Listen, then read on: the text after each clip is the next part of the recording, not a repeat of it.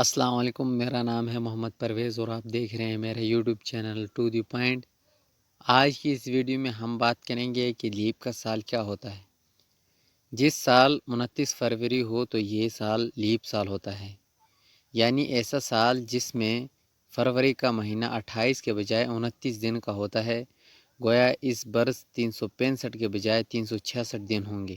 عموماً یہ دن ہر 4 سال بعد آتا ہے۔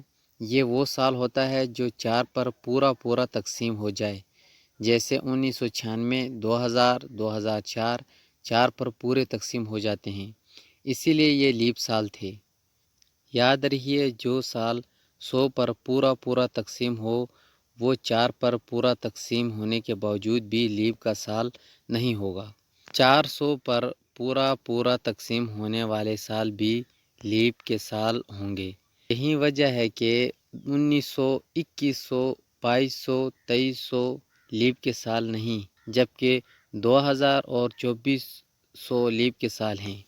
قدیم مصریوں نے یہ معلوم کر لیا تھا کہ زمین سورج کے گرد 365 دن میں چکر مکمل نہیں کرتی، بلکہ اس سے کچھ زیادہ وقت لگاتی ہے۔ اسی لیے گزشتہ 1000 سال سے انسان اس کوشش میں لگا رہا کہ کس طرح موسموں کے اوقات میں ایک مطابقت رہے اور کھیتی باڑی سمیت دیگر کام ایک نظام کے تحت ہو سکے۔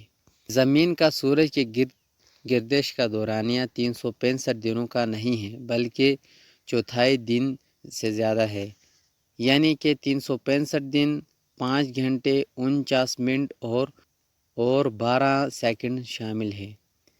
اور چونکہ زمین سورج کے گرد گردش کرتی ہے، اس لیے موسم کی تبدیلیوں کا انحصار بھی زمین اور سورج کے اوپر ہے۔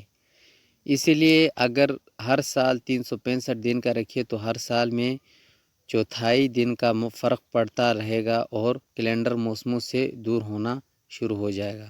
اس لیے اگر ہر سال 365 دن رکھے تو ہر سال میں چوتھائی دن کا فرق پڑنے لگتا ہے۔ یہی وجہ تھی کہ 65 قبل مسیح میں روم کے بادشاہ جولیس سیزر نے کیلنڈر کی اصلاحات کے لیے ایک کمیشن مقرر کیا تھا، جس نے فیصلہ کیا کہ ہر 4 سال میں ایک سال 365 دنوں کا کیا جائے۔ اسی لیے جولیس سیزر کے دور میں 46 قبل مسیح میں 90 دن کا اضافہ کیا گیا تاکہ زرعی موسموں کا بہتر انتظام ہو سکے۔ یہ وہ سال تھا جب سال 445 دنوں کا ہو گیا تھا۔ جولیس سیزر نے اسے لاسٹ ایئر آف کنفیوژن، انتشار کا سال کہا، لیکن عام عوام کے لیے یہ انتشار کا سال ہی تھا۔ اس میں فصل بونے کے وقت کا تو تعین کیا گیا، لیکن باقی سب کچھ گڑبڑ ہو گیا تھا۔ جولیس سیزر کی موت کے بعد ہر 4 سال کے بعد ایک دن کا اضافہ کرنے کے بجائے یہ اضافہ ہر 3 سال کے بعد کیا جانے لگا۔ اس طرح ایک مرتبہ پھر رومن کیلنڈر موسموں سے آگے بھاگنے لگا۔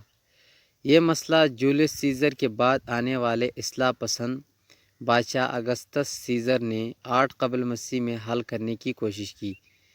اس نے 3 لیپ سالوں کو چھوڑ دیا اور یوں کہیں کہ ان پر سے چھلانگ لگا کر ان کو پیچھے چھوڑا، اور اس طرح یہ سلسلہ 16ویں صدی تک چلتا رہا۔ یہی وجہ ہے کہ کیلنڈر کے مہینوں میں آج تک جولیس سیزر اور اگسطس کو یاد کیا جاتا ہے، جولیس کو جولائی کی شکل میں اور اگسطس کو اگست کی صورت میں۔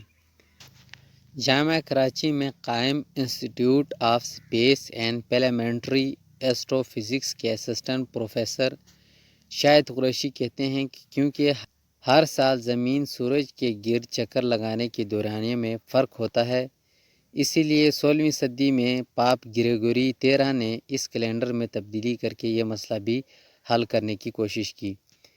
ان کے مطابق سورج کے گرد زمین کا اصل دورانیہ 365.25 نہیں ہے، بلکہ 365.24 ہے۔ چنانچہ اگر ہر سال ایک دن کا اضافہ کیا جائے تو یہ کچھ سالوں میں موسم اپنے وقت سے دور ہو جائے گا۔ مثلاً مونسون روایتی مہینوں میں نہیں ہوتے بلکہ نومبر دسمبر میں آنے لگے گا۔ تو اس بات کو مد نظر رکھتے ہوئے 16ویں صدی میں پاپ گریگوری نے ایک کمیشن قائم کیا، جس میں یہ طے پایا کہ ہر 400 سال میں 100 سال لیپ کے ہونے کے بجائے 97 سال لیپ کے ہوں گے۔ کیلنڈر کی درستگی کی وجہ سے یہ کیلنڈر گریگورین کیلنڈر بھی کہلاتا ہے۔ اس سے قبل 45 قبل مسیح سے لے کر 16ویں صدی تک ہر 4 سال کے بعد ایک لیپ سال ہوتا تھا۔ اس لیے کہنا بھی درست نہیں کہ ہر چوتھا سال لیپ کا سال ہوتا ہے۔ لیپ سال کے بنانے کے اور بھی فوائد ہیں۔ مثلاً اب ہمیں پتہ ہے کہ سال کا لمبا ترین دن 21 جون کا ہوگا، سب سے چھوٹا دن 21 دسمبر کو ہوگا اور برابر کے دن 21 مارچ اور 21 ستمبر کے ہی ہوں گے۔ تو اس لیے لیپ کی وجہ سے سورج اور زمین کی ہیرا پھیری کا کوئی ترتیب مل جاتی ہے اور انتشار نہیں پھیلتا۔ اگر لیپ سال میں تبدیلی نہ کی جاتی تو ہر 400 سال میں واضح طور پر فرق آ جاتا۔ اب انسانوں میں ہو یا نہ ہو، لیکن کھیتی باڑی اور فصلیں اگانے کے لیے موسموں کے اوقات میں ضرور مطابقت پیدا ہو گئی اور ہزاروں سال تک اس میں تبدیلی آنے کا امکان نہیں۔